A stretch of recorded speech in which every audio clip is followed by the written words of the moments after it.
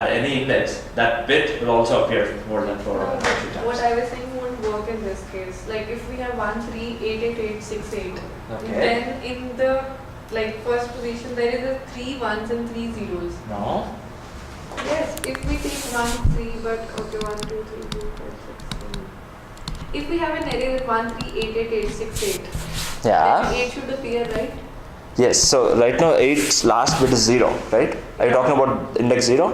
No, not index 0. Okay. Index 3. Index 4 minus 1 3. Yeah. So that means the one where there is a 1, right? Okay, but there is 4 ones. Yeah. Then that approach will work. Yeah. Your approach will always work because Because- They're synonymous. Saying something is greater than 4 of n over 2 is same as saying it's greater than the other one, right? Yeah. Yeah. Okay. So this is Moore voting. So go look this up and Google this and learn it on your own. But for now, let's look at how to do it normally with bit manipulation.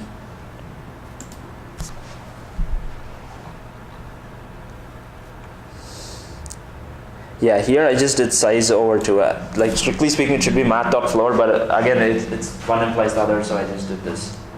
So it's very simple. I have 2 loops, one going from every bit, all the bit indices, and the other one going through the array. Yeah, size is not solved. And then if it's 1, then, so right now I'm just trying to calculate the number of ones. And if the number of ones is greater than size over 2, that means in the majority element, at that index I have bit 1. If it's not, then I have bit 0, so I don't add anything. Right? I only have this if and addition only if there's a 1, right? If it's a 0, then so I'm trying to build the majority element bit by bit, right? Mm-hmm. So if I have a 1 at a certain index, then I need to add that number, which will make the sum have 1 at that index.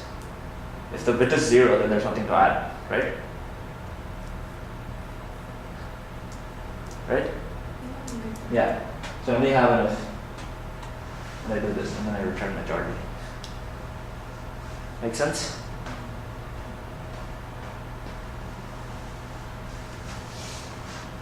Do one of you want to code this right now after looking at the solution? Come here and code.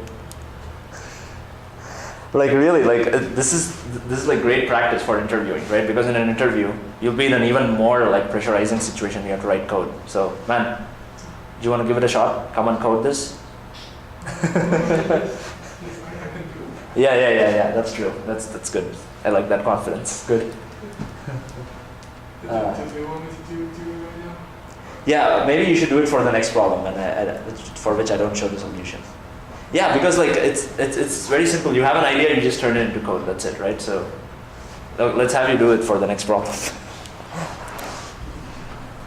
Okay. Is this good, or should I go over an example? Is this good? Okay.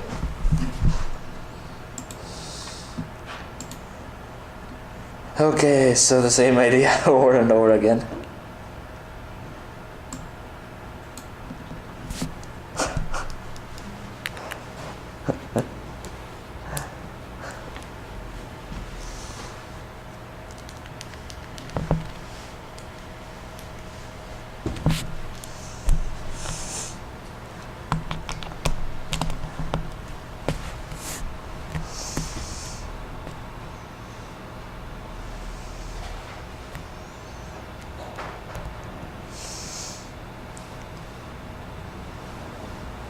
Okay, does everybody get this question?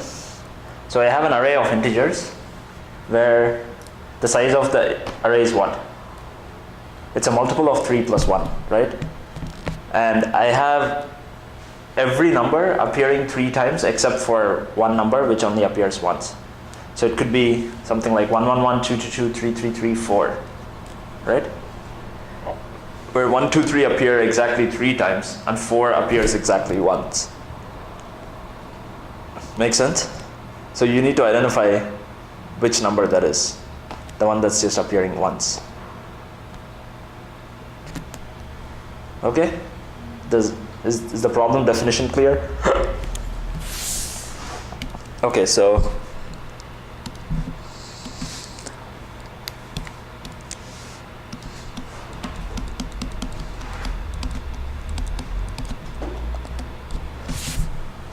it's something like this, right? And I need to identify 6. So how would you do it? So again, it's the same idea over and over and over again. So I want you guys to like take the lead this time. So how would I do this? First of all, what do you want me to write there? There's something else that I need to write there. What is it? The binary representation for each integer. So, and yeah, it does not even have to appear in this order, right? It could, yeah, if it appears in this order, then you don't even have to do bit manipulation, right? You just make one sweep through this, and wherever you find a number that's not equal to the left guy or the right guy, then that's the single number, right? Yeah. So this could be in any jumbled order. So I could have something like 1 4 4 1 6 1 4. Okay, so I have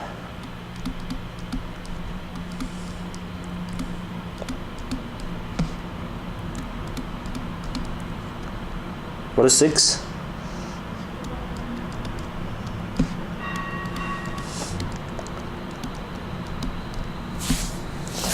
Again, I look at every bit by bit, and I want to know which number appears only once. So how would I do that?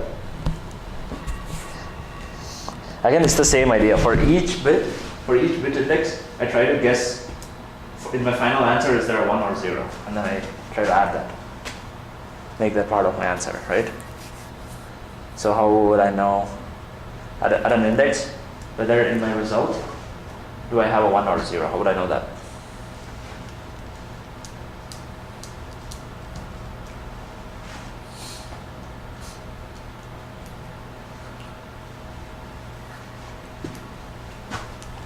So let's look at some index, right?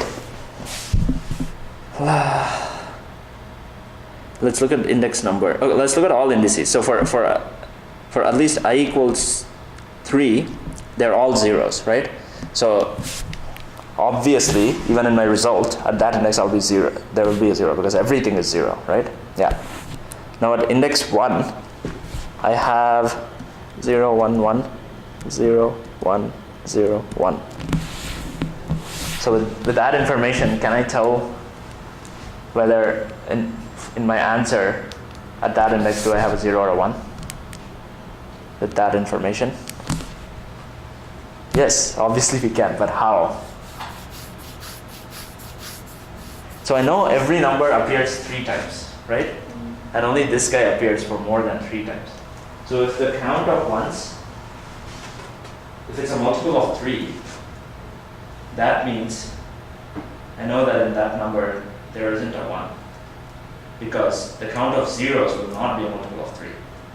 Because the total size of the array is not a multiple of 3, right? So the total size of the array is not a multiple of 3. It's a multiple of 3 plus 1. Yeah.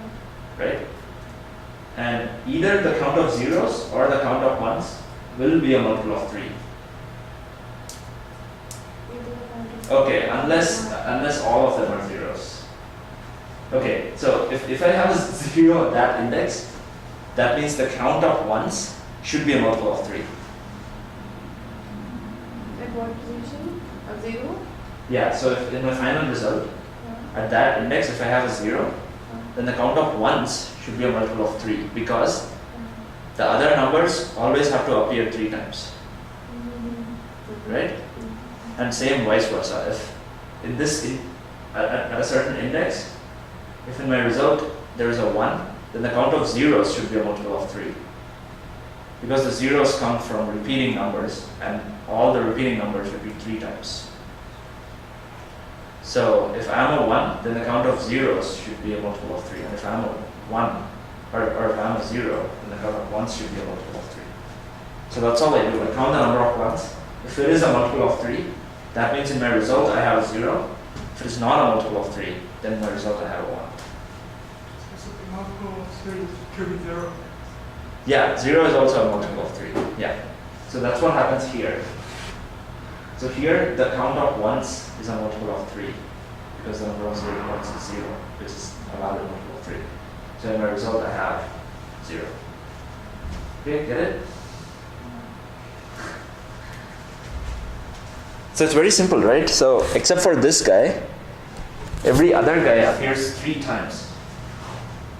Right? So if this guy had a 0, then the count of ones should be multiples of 3 because those ones come from either this or this or this. Right?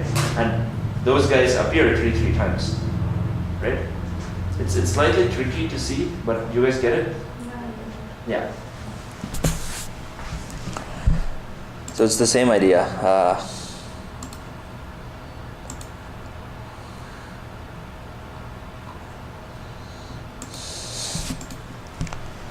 It's the same idea. I have one loop for the bit index, another loop for all the numbers in the array. And if this once, I try to get the count of ones. And once this loop is done, I make this check. If once is a multiple of 3, that means I don't do anything. Because the once is a multiple of 3, that means I know for a fact that at that index I do not have a 1 in my result. And if it's not a multiple of 3, that means in my result there is a 1 at that index, so I just add it and then return. Oh shit, we wanted to have you come on code, right?